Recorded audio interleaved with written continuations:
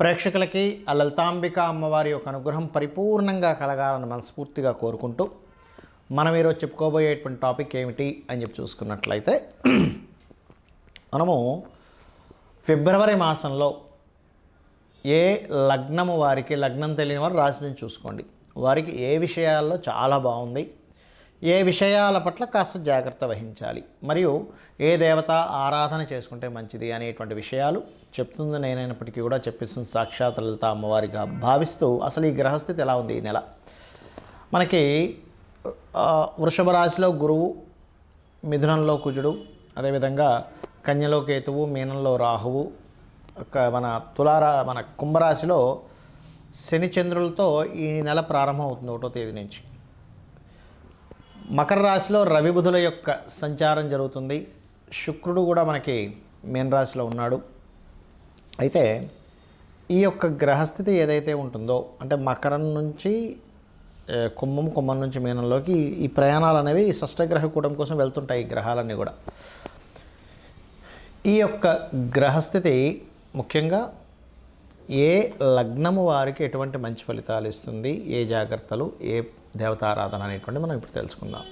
మిథున లగ్నము, మిథున రాశి, మిథునం వారికి కనుక చూసుకున్నట్లయితే ప్రస్తుతం మీకు కుజుడు రాశిలో సంచరిస్తూ మరలా ధనస్థానంలోకి వెళ్ళడం ఇట్లాంటివి జరుగుతున్నందుకు కాస్త శత్రువుల యొక్క ప్రభావము, కాంపిటేటర్స్ యొక్క ప్రభావము ఎక్కువగా ఉంటూ ఉంటుంది.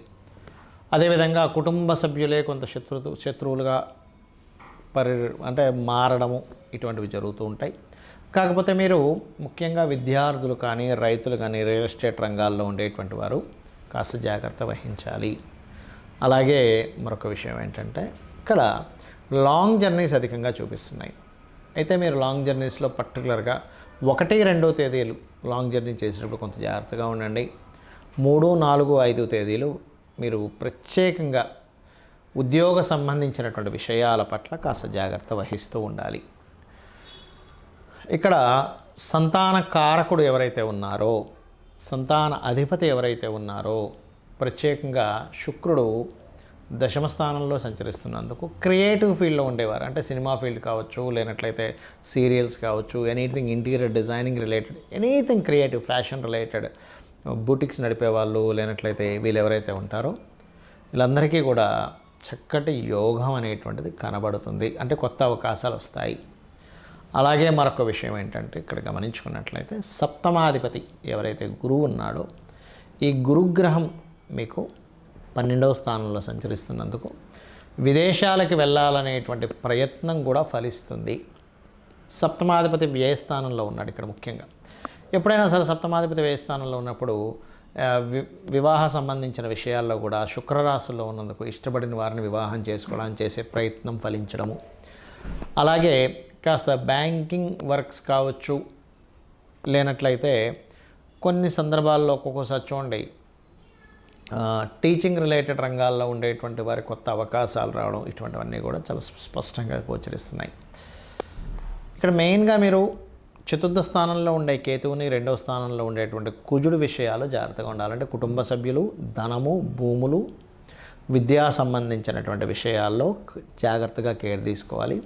హైయర్ ఎడ్యుకేషను, ఉద్యోగ సంబంధించిన విషయాల్లో చాలా చాలా బాగుంటుంది. ఇది ముఖ్యంగా. ఇంకోటి వివాహ సంబంధించిన విషయాల్లో కూడా బాగుంటుంది. ఇక మీరు చేయవలసినటువంటి దేవతారాధన ఏమిటి? ముఖ్యంగా మీరు ఏదైనా విద్యా సంబంధించింది, భూ సంబంధించినవి ప్రారంభించే ముందు కుజకేతు గ్రహాల దగ్గర దీపారాధన చేయండి. అలాగే నిత్యము కూడా లలితా సహస్రనామాలు శ్రవణము లేదా పఠనం చేయండి. గోవులకి క్యారెట్సు మరియు గ్రాసము తినిపిస్తూ ఉండండి.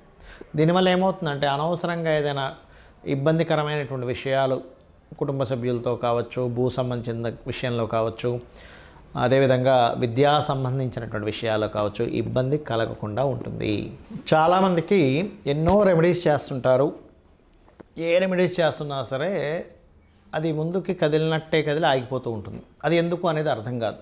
దానికి కారణం మనం చూడండి, ఒక తలనొప్పి ఉంది మనకి, తలనొప్పికి సంబంధించినటువంటి ఔషధం ట్యాబ్లెట్ వేసుకుంటేనే మనకు తగ్గుతుంది.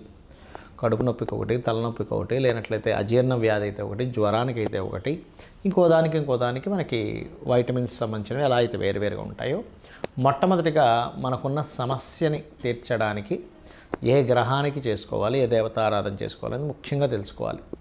మీరు ఇక్కడ పూజ చేసుకోవాలనగానే ఏదో లక్షలు వేలు ఖర్చు పెట్టేసి పెద్దగా చేస్తేనే భగవంతుడు అనుగ్రహిస్తాడు అనుకోవడం పూర్తిగా తప్పు. గుర్తుపెట్టుకోవాలి.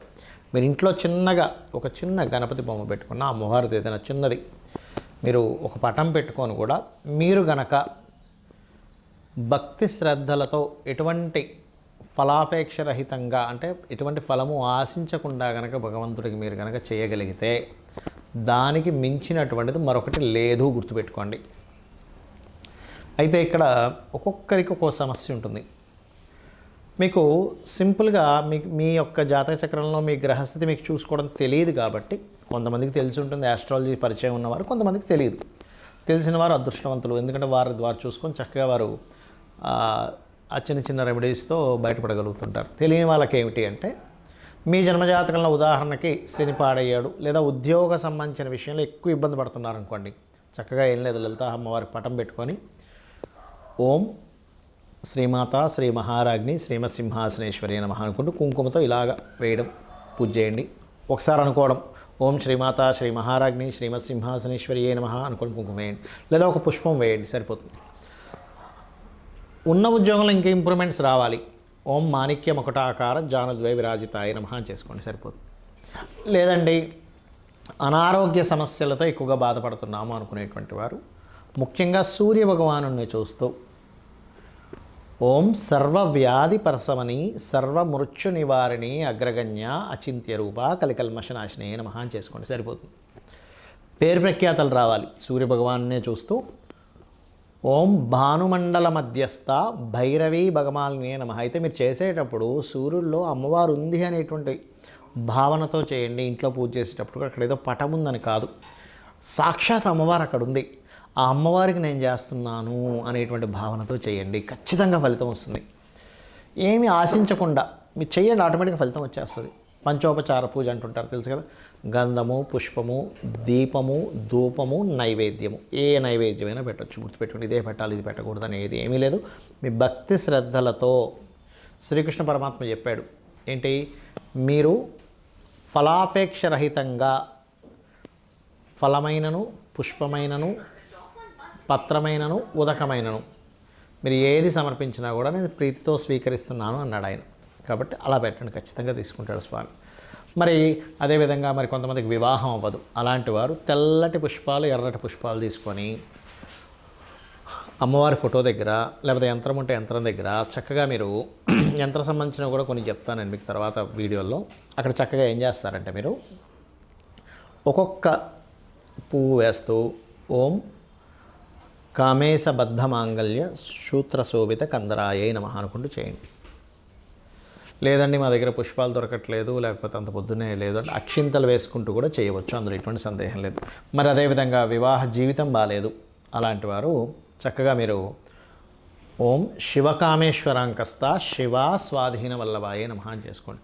లేదంటే బిజినెస్లో మేము రాణించలేకపోతున్నాము, అటువంటి వారు ఓం ఇంద్రగోప పరిక్షిప్త స్మరతూనా భజంగికాయై నమః.